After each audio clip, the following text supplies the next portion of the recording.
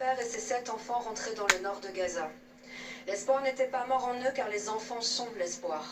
3 d'entre eux pourtant ne reverront jamais leur maison. Ils ont été abattus par un missile israélien. Les snipers étaient là pour finir leur sale besogne et ont tiré sur un homme qui a tenté de l'emporter secours. Le regard de l'âne qui les transportait s'est tourné vers les assassins, semblant leur demander « Comment puis-je être plus humain que vous ?» 122 Gazaouis ont été tués depuis l'annonce d'un cessez-le-feu. En Cisjordanie, Israël vient d'annoncer ce jour l'invasion de Jénine, qui n'est pas contrôlée par le Hamas.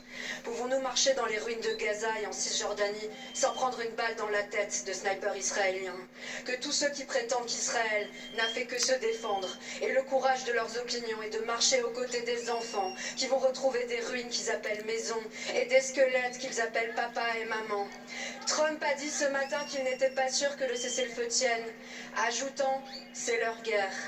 L'extrême droite veut tuer l'idée qu'il existe la même humanité en chacun de nous, mais aucun humain n'est un étranger sur cette terre. Et ce n'est pas simplement leur guerre, c'est l'humanité qui a été bombardée et affamée pendant des mois, et l'humanité exige justice. Votre gouvernement n'a rien fait pour empêcher la guerre, mais il peut encore aider la paix. Emmanuel Macron a refusé de reconnaître l'État palestinien car cela aurait soi-disant nui à un cessez-le-feu. Le cessez-le-feu est là, on ne sait pour combien de temps. Allez-vous enfin reconnaître l'État palestinien? Votre gouvernement a été complice tacite d'un génocide, mais il peut encore sauver des vies.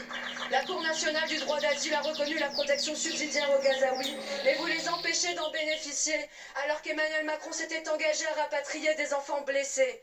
Allez-vous organiser le rapatriement des blessés graves et notamment des enfants qui mourront de leurs blessures avant qu'on ait commencé à reconstruire Gaza? Emmanuel Macron ment tous les jours aux Français, mais peut-il être cynique au point de violer une promesse faite à des enfants dont les jours sont comptés? Merci, madame.